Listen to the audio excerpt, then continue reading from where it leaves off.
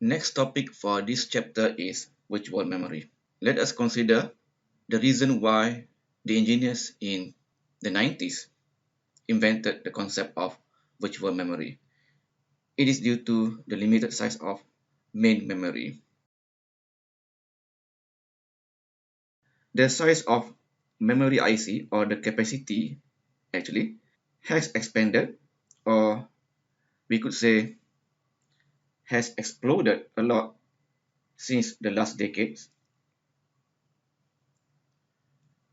However, this explosion can never catch up with the bigger explosion of software size in terms of the code area and the data area, especially when it comes to multimedia data or multimedia software.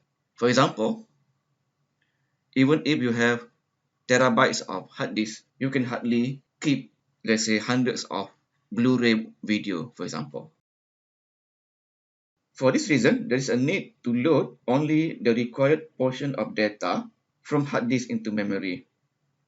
Not only the part of the data that is needed to be loaded partially, but also the part of the code has to be loaded where the execution is needed to be run.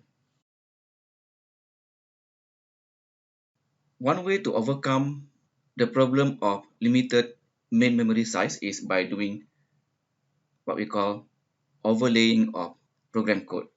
Overlaying is a system whereby the parts or partitions of software to be loaded and flushed are decided and done manually by the programmer.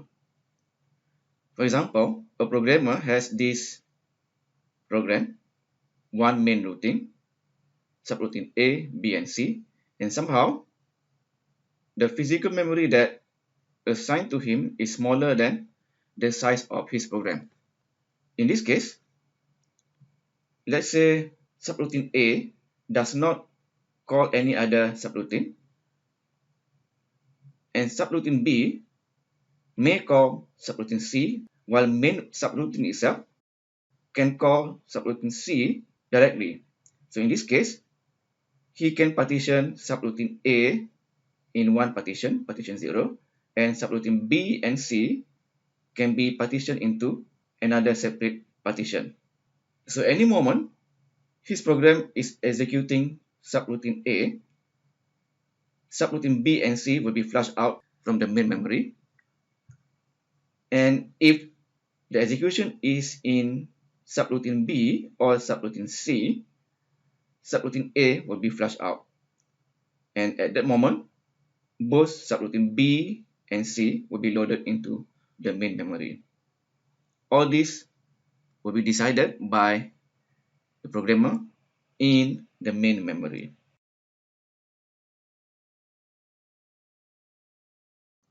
Nowadays, the process of selecting which part of the program or data to be put in main memory is decided by the operating system in a scheme that we call virtual memory.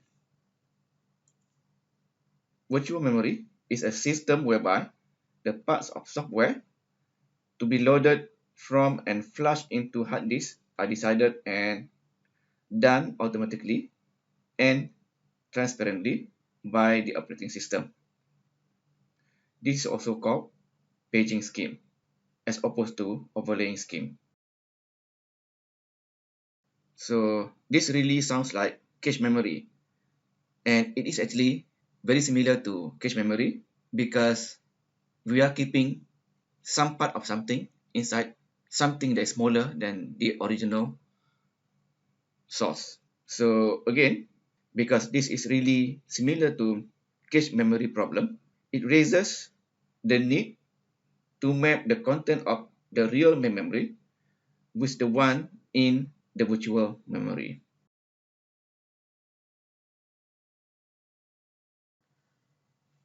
We can visualize virtual memory in a similar way that we visualize cache memory.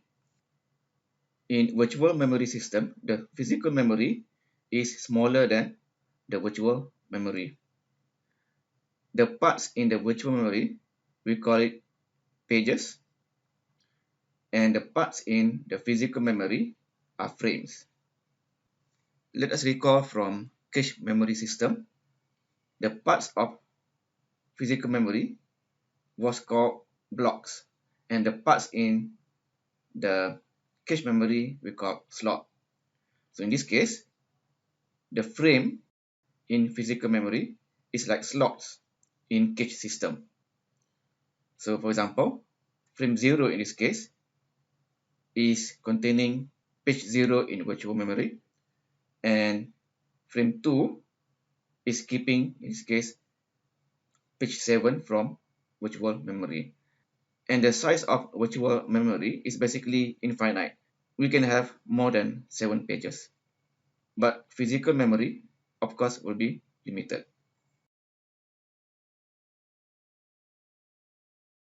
As we said just now, there will be a need to map between the real and the virtual memory. Mapping means just like the cache memory system, we need some kind of bit crunching or bit manipulation to tell a given main memory location, where is it in the virtual memory system. So in this case, we want to map between the virtual memory in the hard disk and the real memory in the main memory. We will have a table like this. There will be page number in the virtual memory, and the present bit is to tell if it is 0, the page is not in physical memory. 1, the page is in physical memory. And this column is keeping the disk address.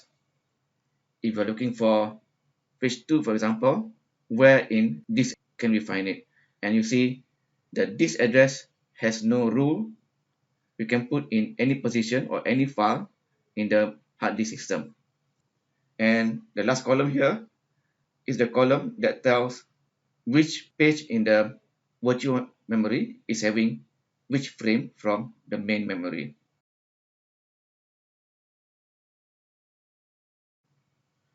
And some simple calculation about the translation or the mapping.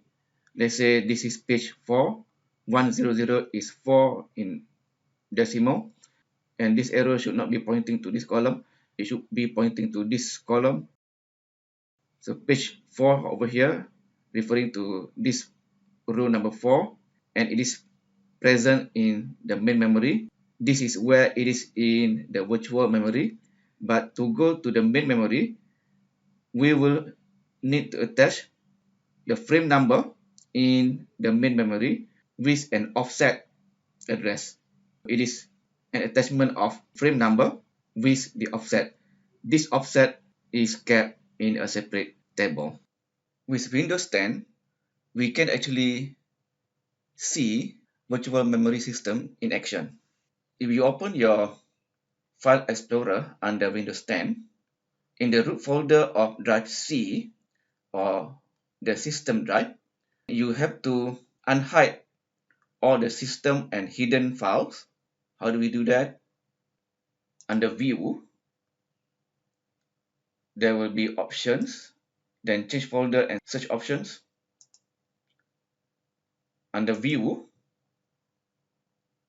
you have to uncheck all these 4 checkboxes related to hiding something. Uncheck this one. Then you should be able to see the hidden folders like this and the system files. In the root folder of system partition, in this case, of course, is C colon is the system partition or system disk. You can see pagefile.sys. This file is the one that is used by Windows to handle virtual memory. Over here, you can see the size of this file is 1.2 gig. You can see in the setting of the virtual memory system in your setting will be around this figure. You can check yourself that swap file also related to virtual memory system. Let us Google.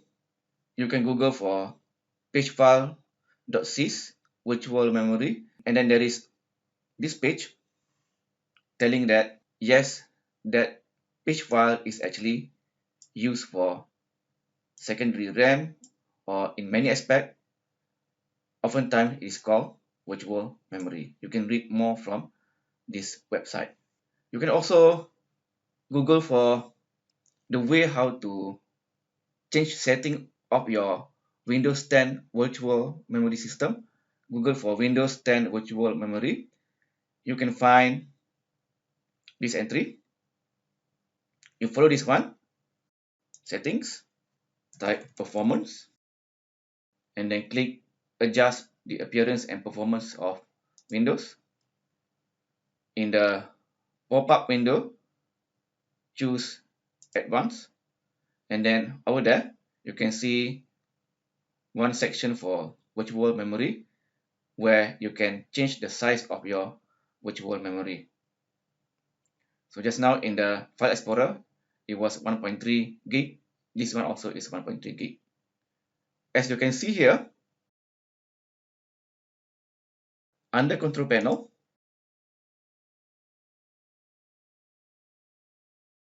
the system that I'm using now is having 8 gig of main memory system, which is larger than this one.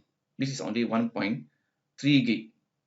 So it is a good topic to ponder because it looks like the idea that we have virtual memory should be larger than the main memory. In this setting, it looks like the opposite. The virtual memory is given only 1.3 gig, but the physical memory or the main memory is actually 8 gig. So why is that so? Does that mean the concept of virtual memory that we learned from the slide just now is not valid anymore? Actually, it is still valid because this 8 gig will be split into something that we call segment. Later we will see in the slide. This 8 gig memory will be segmented. The segment might be less than 1.3 gigabyte. So in this case, the concept of virtual memory to be limitless and the main memory will be limited resources is still correct.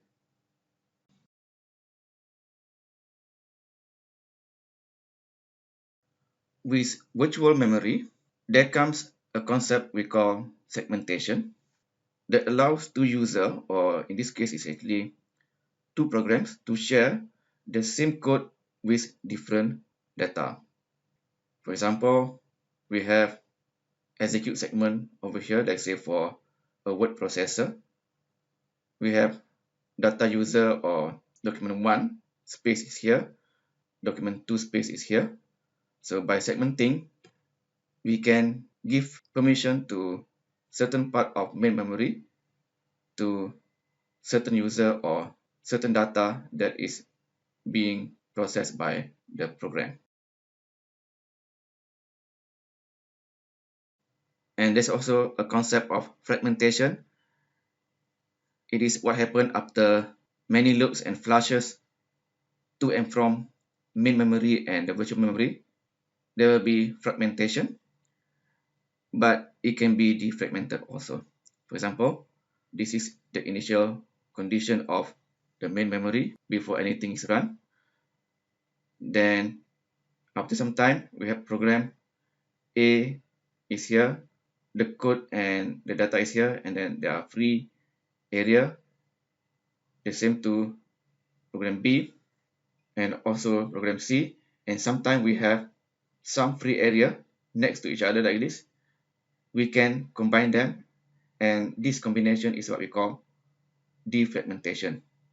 And the situation where we have only certain area of the main memory is used and there are gaps in between the certain area that is used, this situation is what we call fragmentation.